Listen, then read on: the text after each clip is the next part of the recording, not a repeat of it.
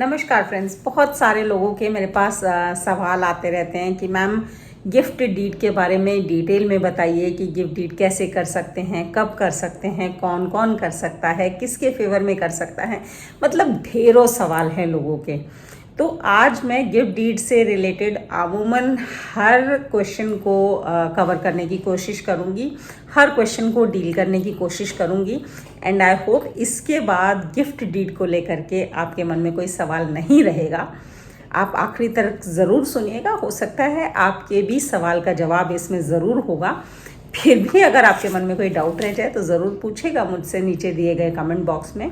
लेकिन अगर आप मेरे चैनल पे नए हैं तो इसे सब्सक्राइब ज़रूर कर लीजिए, बेल आइकन प्रेस कर लीजिएगा ताकि मेरे हर यूज़फुल नए वीडियो का नोटिफिकेशन आप तक आ सके, अपडेट आपको मिल सके। तो दोस्तों बात करते हैं गिफ्ट डीड की। तो सबसे पहले कि कब की जा सकती है, कौन कर सकता है। तो इसमें बहुत ज़रूरी है कि आप प्रॉपर्टी के मालिक हों। प्रॉपर्टी जो है आपकी एब्सोल्यूट प्रॉपर्टी हो, इसमें कोई भी संशय ना हो या इसमें किसी भी तरह का डिस्प्यूट ना हो। आपको absolute owner of the property होना बहुत ज़रूरी है। अगर आप इस प्रॉपर्टी के एब्सोल्यूट ओनर नहीं हैं तो प्रॉपर्टी की गिफ्ट डीड करने में दिक्कत आ सकती है। हाँ, अगर ओनर ने आपके नाम पे, प्रॉपर्टी के ओनर ने आपके नाम पे जनरल पावर ऑफ अटॉर्नी किया हुआ है और आपको अलाउ किया हुआ है कि आप इस प्रॉपर्टी की गिफ्ट डीड कर सकते हैं, आपको ऑथराइज किया हुआ है गिफ्ट डीड करने के लिए, तो as attorney of the owner of the property आप गिफ्ट डीड ओनर के बिहाफ पे उस व्यक्ति के नाम पे कर सकते हैं जिसके लिए ओनर ने आपको अलाउ किया हुआ है। इन सम केसेस ओनर जो हैं, प्रॉपर्टी के मालिक जो हैं, वो स्पेशल पावर ऑफ अटॉर्नी भी कर देते हैं कि मैं इस व्यक्ति को गिफ्ट डीड करना चाहता हूं लेकिन साइन करने जो है मैं नहीं आ पाऊंगा, तो मेरी जगह जो मेरा अटॉर्नी होल्डर है वो इस गिफ्ट डीड को साइन करेगा। तो ऐसे केसेस में special power of attorney holder भी उस गिफ्ट डीड को साइन कर सकते हैं on behalf of the owner of the property, यानी कि प्रॉपर्टी मालिक के बदले में वो वहाँ पे साइनिंग अथॉरिटी तो बन जाते हैं, लेकिन बेसिकली जो एग्जीक्यूट करने वाला होता है वो मालिक ही होता है, थ्रू अटॉर्नी एग्जीक्यूट कर रहा होता है। तो ये चीज़ समझनी बहुत ज़रूरी है। अब कब की जा सकती है, तो जैसे ही आप प्रॉपर्टी का टाइटल एक्वायर कर लेते हैं, यानी कि आप प्रॉपर्टी के ओनर बन जाते हैं, मालिक बन जाते हैं, उसके बाद से लेकर आप ज़िंदगी में कभी भी जब आप जिंदा हैं, आप अलाइव हैं, तो आप गिफ्ट डीड एग्जीक्यूट कर सकते हैं। लेकिन आप इस तरह से कोई फ्यूचरिस्टिक सिस्टम नहीं बना सकते हैं कि आपके मरने के बाद ये गिफ्ट डीड एग्जीक्यूट हो जाए आपके बिहाफ पे, ये पॉसिबल नहीं है। तो आपके ज़िंदा रहते आप जिस प्रॉपर्टी के एब्सोल्यूट ओनर हैं, आप उस प्रॉपर्टी को कभी भी ज़िंदगी में गिफ्ट डीड कर सकते हैं। नेक्स्ट क्वेश्चन आता है किसके नाम पे कर सकते हैं, क्योंकि बहुत लोगों को कन्फ्यूजन है कि सिर्फ अपने ब्लड रिलेशन के नाम पे गिफ्ट डीड की जा सकती है या फिर सिर्फ क्लास 1 लीगल हेयर को गिफ्ट डीड की जा सकती है। लेकिन जो गिफ्ट डीड है, जिसे हम उपहार पत्र, दान पत्र या फिर हिब्बानामा, मुस्लिम लॉ में हिब्बानामा कहलाता है, तो इस गिफ्ट डीड को हम केवल अपने ब्लड रिलेशंस को या क्लास 1 लीगल हेयर्स को ही कर सकते हैं, ऐसा कन्फ्यूजन है। लेकिन कायदे से आप गिफ्ट डीड किसी को भी कर सकते हैं।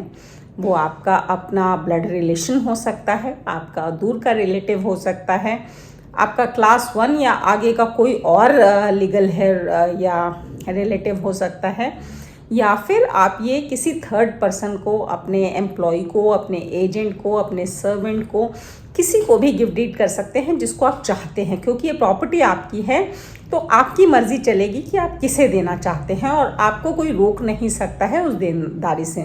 बहुत से लोग अपनी पूरी प्रॉपर्टी बच्चों के रहने के बावजूद भी हॉस्पिटल को दान कर देते हैं, तो वो भी दान पत्र या गिफ्ट डीड ही होती है।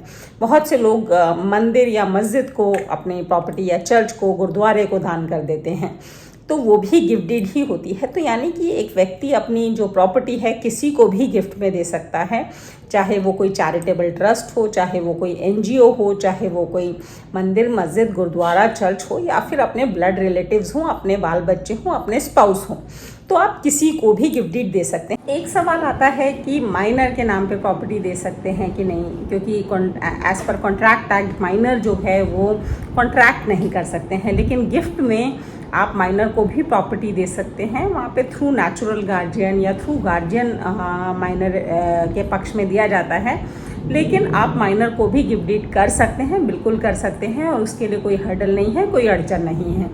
देन बात होती है कि कुछ लोगों के मन में ये संशय होता है कि अगर मैंने अभी अपनी प्रॉपर्टी अपने बच्चों को गिफ्ट कर दी तो कल को वो मुझे घर से ना निकाल दें, मेरा ख्याल ना रखें, तो मैं क्या कर पाऊँगा या क्या कर पाऊँगी।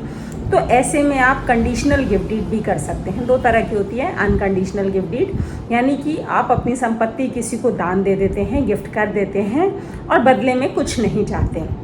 लेकिन एक होती है कंडीशनल गिफ्ट डीड, जहाँ पे आप इस कंडीशन के साथ गिफ्ट करते हैं प्रॉपर्टी कि जब वो गिफ्ट डीड हो जाएगी तो लेने वाले व्यक्ति को, जो गिफ्ट ले रहा है, उसको कुछ कंडीशंस पूरी करनी होंगी, और अगर वो कंडीशंस पूरी नहीं करता है तो ऐसे में दान देने वाला व्यक्ति कोर्ट में जा कर के गिफ्ट डीड की कैंसिलेशन के लिए भी अप्लाई कर सकता है। जैसे फॉर एग्जांपल आपने हॉस्पिटल के लिए कोई ज़मीन किसी को दान दी और उस व्यक्ति ने वहाँ पे मॉल बना दिया, शॉपिंग मॉल बना दिया, तो ऐसे में आप कोर्ट के पास जाकर के गिफ्ट डीड की कैंसिलेशन के लिए अप्लाई कर सकते हैं।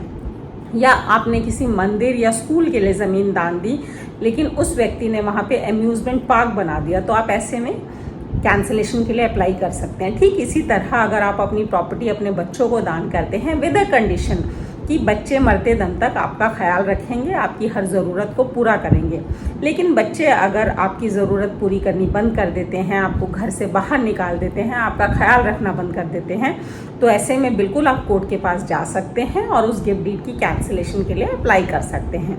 तो दोस्तों ये बहुत सारे पक्ष थे, बहुत सारे क्वेश्चंस थे गिफ्ट डीड को लेकर के, जो मेरे पास अक्सर आते रहते हैं। इसके अलावा भी अगर आपका कोई क्वेश्चन बचा है तो ज़रूर पूछेगा। वैसे मैंने ट्राई किया है कि हर क्वेश्चन का जवाब दूँ, हर क्वेश्चन आपकी हर उलझन को सुलझा सकूँ।